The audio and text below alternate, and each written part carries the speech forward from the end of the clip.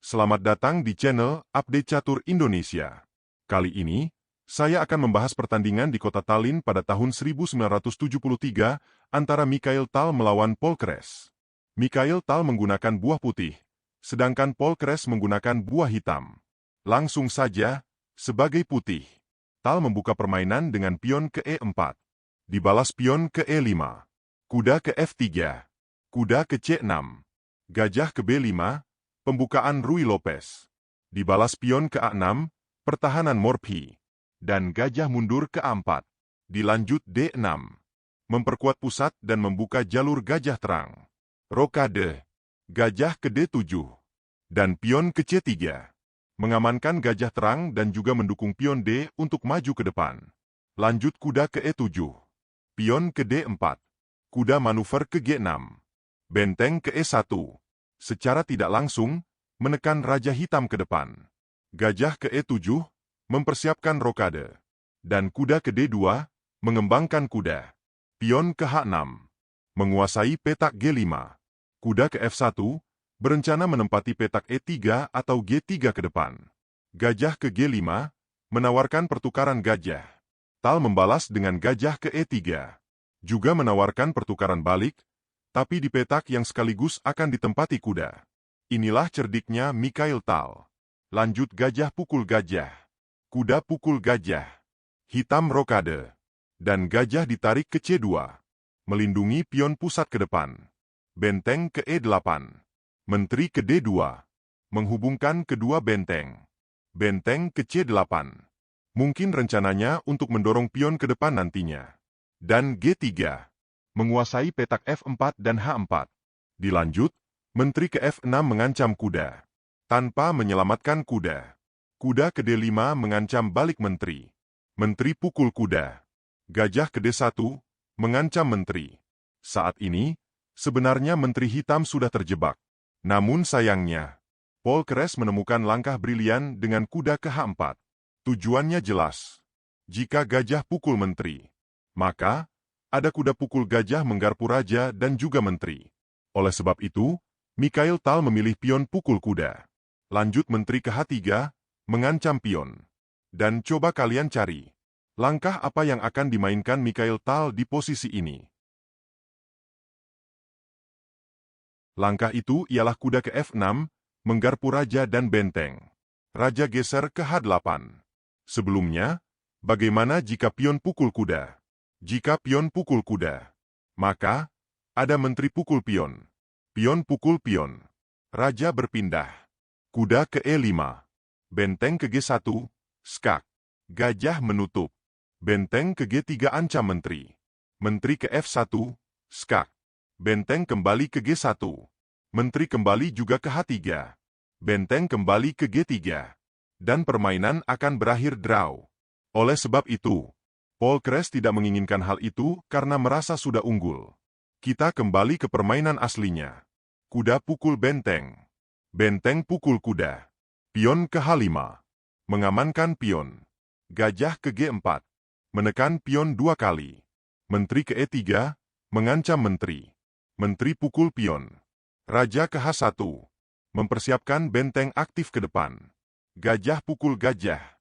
Dipukul kembali dengan benteng. Menteri ke H4. Menteri ke F3, mengancam pion. Raja geser untuk melindungi pion. Dilanjut benteng ke E3, tujuannya untuk mengajak pertukaran menteri. Dibalas benteng ke F8. Menteri ke G3, menawarkan pertukaran menteri. Menteri mundur ke E7. Perlu diketahui, hitam tidak mau pertukaran menteri karena sedang kalah kualitas. Sepasang benteng menghadapi sebuah benteng dan kuda. Lanjut F4 dimainkan. Pion pukul pion. Menteri pukul pion. Benteng hitam ke E8. Dibalas benteng ke G1, memaku pion G7. Raja ke H7, menghindari lajur benteng. Lanjut benteng ke G4, menambah perlindungan pion dan juga mempersiapkan benteng untuk ditumpuk. Kuda ke D8, melindungi pion. E5. Mengajak pertukaran pion. Hitam menolak dengan pion maju ke depan. Sebelumnya, bagaimana jika pion pukul pion? Jika pion pukul pion, maka ada menteri pukul pion. Mengancam skakmat sekaligus memaksa pertukaran menteri. Oleh sebab itu, Polkeres menolak. Kembali ke permainan aslinya. Benteng ke H3, mengancam pion 2 kali. Menteri ke F8, melindungi pion. Benteng ke F3. Raja mundur. Menteri ke F5. Menteri ke E7. B4. Langkah tunggu. Benteng ke F8. Menteri ke H5. Kuda ke E6. Benteng ke F6, mengancam pion. Benteng tidak bisa dipukul karena bakal terjadi skakmat. Oleh sebab itu, tetap dicoba raja ke H7 untuk melindungi pion. Menteri ke F5, skak. Raja mundur. Benteng ke H4, menekan pion 2 kali. Raja ke G8. Menteri ke G4, memaku pion. Kuda ke G5. Sekarang, saatnya kalian pause video ini. Dan temukan, langkah apa yang akan dimainkan Mikhail Tal selanjutnya. Selamat bagi yang menemukan. Langkah itu ialah benteng pukul pion. Mengorbankan benteng. Polkeres membalas dengan kuda ke E8. Sebelumnya, bagaimana jika pion pukul benteng H6? Jika pion pukul benteng H6, maka ada pion ke H4 menekan kuda. Raja ke G7. Pion pukul kuda. Benteng ke G8. Pion ke G6. Pion pukul pion. Menteri ke H5. Menteri terpaksa harus pukul benteng. Dan akhirnya menteri hitam hilang. Bagaimana jika pion pukul benteng F6? Jika pion pukul benteng F6, maka ada benteng pukul pion. Benteng hitam ke D8. Menteri pukul kuda, skak. Raja geser. Pion ke E6. Benteng naik ke D7. Benteng pukul pion. Menggarpu raja dan menteri. Menteri terpaksa harus pukul benteng. Dan akhirnya, menteri hitam juga tumbang. Kita kembali ke permainan aslinya. Menteri ke H5. Pion pukul benteng. Dan setelah dipukul kembali dengan benteng, Polkeres menyerah. Permainan ini merupakan contoh klasik kejeniusan Mikhail Tal dalam menciptakan komplikasi.